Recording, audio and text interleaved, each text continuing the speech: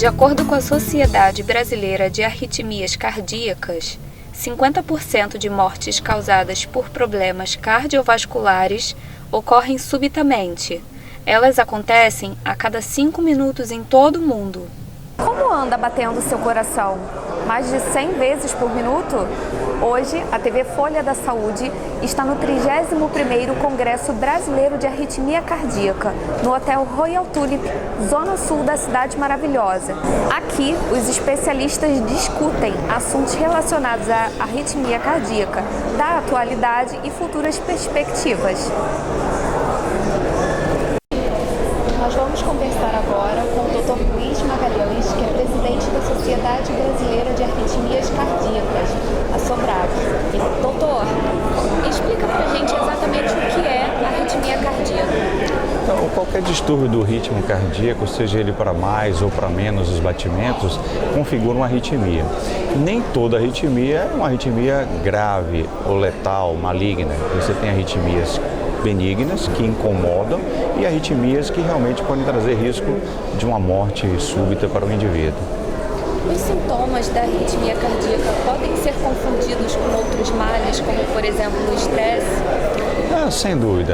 A arritmia ela envolve desde pacientes que não têm sintoma, são achados no exame, no eletro, por exemplo, mas os dois sintomas mais frequentes no portador de arritmia cardíaca são palpitações, sensação do coração batendo rápido, e desmaios, que nós chamamos síncope. Então, esses dois sintomas são sintomas que devem levar o indivíduo a procurar um clínico, um cardiologista, e que chegue ao seu especialista para poder fazer uma avaliação mais adequada. Quais são os casos em que o paciente precisa fazer o implante de um dispositivo? Os dispositivos, nós temos basicamente 3 tipos. Nós temos aqueles indivíduos que envelhecem, o sistema de condução elétrica do coração falha e tem o que nós chamamos de bloqueios atrioventriculares, que pode levar a desmaio ou mesmo a morte. Esses pacientes têm o coração bate com frequências cardíacas muito lentas, muito abaixo de 50 batimentos por minuto, e geralmente tem desmaios. Então o marca-passo, que é o dispositivo mais comum de implante, ele corrige esse tipo de alteração. Já os pacientes que têm arritmias graves, letais, chamadas taquicardias ventriculares, geralmente associados ou a doenças congênitas ou a doenças adquiridas como infarto e que se tornam corações com cicatrizes, esses indivíduos podem se beneficiar com o implante de dispositivo chamado desfibrilador implantável. São dispositivos que dão choque para reverter arritmias que o indivíduo possa ter. E a terceira categoria são chamados de ressincronizadores. São marca-passos também implantados, só que com a função não só de estimular porque o coração está lento, mas para melhorar a função da contração do coração. Alguns indivíduos, quando têm insuficiência cardíaca, o coração dilata, eles perdem o poder de sincronizar a contração das suas cavidades cardíacas. Então, de uma forma artificial, nós colocamos dispositivos em quem tem indicação para ver uma ressincronização desses batimentos e assim melhorar a qualidade de vida e, inclusive, a sobrevida desses indivíduos. Uma pessoa que usa esse dispositivo leva uma vida normal? Sim, praticamente normal. São poucas as limitações na vida social que o indivíduo vai ter. Algum tipo de exame, por exemplo, a ressonância magnética tem algum tipo de limitação, prática de esportes competitivos no qual haja impacto como futebol, vôlei, lutas marciais, mas praticamente o indivíduo leva a sua vida normal, ao contrário, com melhora da sua qualidade de vida e com proteção, evitando a morte súbita. A arritmia certamente pode levar à morte súbita?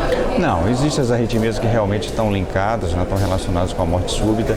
Algumas são genéticas, a pessoa nasce com uma má formação, não da estrutura do coração, mas da sua parte elétrica, e geralmente tem uma história familiar de morte súbita. O que é morte súbita? É quando você tem uma perda da vida, né? uma morte inesperada, pode ser dormindo ou acordado, a partir de 1 hora do início de sintomas. Quer dizer, geralmente o paciente já chega no hospital já sem sinais vitais, o falecimento, ou então quando a SAMU chega, ele já faleceu. Então essas mortes súbitas são mortes inesperadas. Felizmente, a maioria desses casos não acontece no jovem. e nem no atleta, como é televisionado quando acontece no jogador de futebol morrer subitamente em campo. A maioria das pessoas que têm esse tipo de evento são indivíduos mais idosos, que tiveram diabetes, hipertensão mal controlada, infarto, o coração cresceu. Eles têm uma doença cardíaca estrutural e isso predispõe muito mais ao aparecimento dessas arritmias ditas letais e, por consequência, a possibilidade de morte súbita é maior nessa população. Doutor, quais são os sintomas mais comuns da arritmia cardíaca? São a palpitação e o desmaio, né? A morte súbita pode ser a primeira manifestação, mas não é uma manifestação muito comum. Geralmente, o mesmo indivíduo que tem uma doença cardíaca ou nasceu com um defeito elétrico do coração, antes de ter a morte súbita per si, ele tem algum tipo de alteração, como palpitação, coração querer sair pela boca, principalmente ao esforço, ou tem uma série de desmaios. E quando você vai analisar o histórico familiar desses indivíduos que têm morte súbita genética, o pai, a mãe, irmãos, tios, avós, geralmente alguém, parente de primeiro grau, já teve algum tipo de evento. Então, nesses casos, você tem que rastrear o indivíduo, fazer os exames, mas rastrear também a família, porque pode ser um gene que se transmita de pai para filho, haja primos comprometidos, seus filhos também daquele indivíduo, e aí você tem que tentar tratar e proteger a todos os outros. Agora, as arritmias benignas existem, são a maioria, felizmente, né?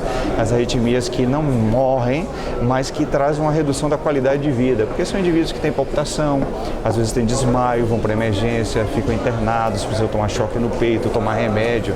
E esses indivíduos, muito deles têm alterações elétricas, arritmias passíveis de cura. A cura pode ser advinda de um procedimento chamado ablação por catéter. Significa o quê?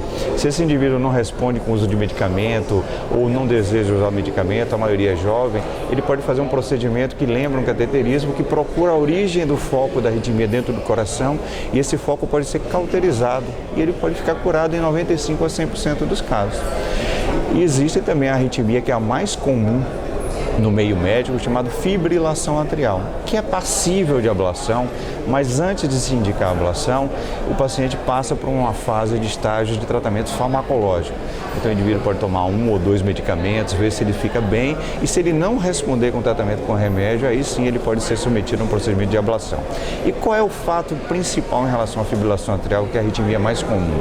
Apesar de ela não ser letal primariamente, mas ela está relacionada com um tipo de evento que é desastroso, que é a embolia.